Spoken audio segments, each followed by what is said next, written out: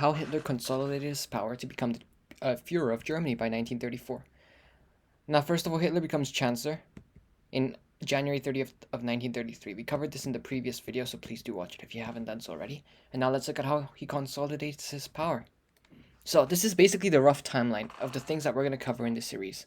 So he became Chancellor in 1933, right? January of 1933. In February, the Reichstag fire occurs. In March, the Enabling Act. In April, the civil service and court, so basically the alien elements, so the Jews and all the Nazi opponents, were removed from the government, basically. In May, trade unions were banned. In June, the employment law was passed.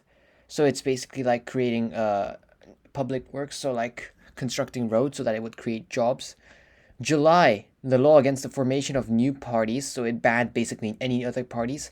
And the Concordat Agreement with the church. So that basically meant that the Catholic Church would have religious freedom, but they would be banned from any political activities. So they would also, another potential opponent of the Nazis were removed. And in January of 1934, all governments are taken over by Nazis. In June, the Night of Long Lives occurs, and in 2nd of August of 1934, Hitler becomes the Führer of Germany. Now, in this series, we're going to look at all of these aspects, but more detailed at the Reichstag fire, the Enabling Act, the Night of Long Lives, and how Hitler becomes Führer of Germany after the death of some very notable figure. So Hitler consolidates his position. When Hitler becomes Chancellor in 1933 January, he was in a very precarious position. Precarious basically means like risky, hanging on a thread.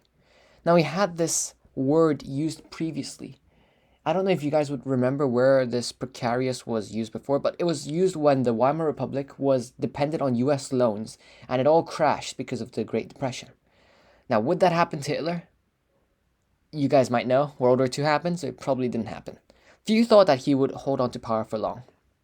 Even fewer thought that by the summer of 1934, he would be the supreme dictator of Germany, the Führer. He achieved this through a clever combination of methods, some legal, others not so much, which we will discover. He also managed to reach agreements with those who could have stopped him. So he would basically remove everyone that would or had the ability to stop him in his tracks. Now, the important thing to know is that Hindenburg was still president at the time, 1933, and he could still use his power to sideline Hitler. But remember, if you watch the previous video, you'll know Hitler and von Papen thought that they could control Hitler to use them to their advantage, to, have control of the Reichstag so that they could pass the laws that they wanted. Now, the Nazi takeover of Germany. Once Hitler became Chancellor, Hitler took steps to complete a Nazi takeover of Germany.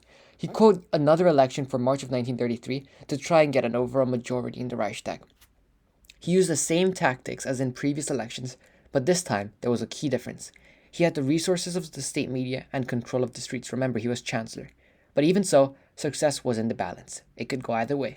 Then on the 27th of February 1933, there was a dramatic development that could change the results. Now, we will cover this in the next video, the Reichstag fire.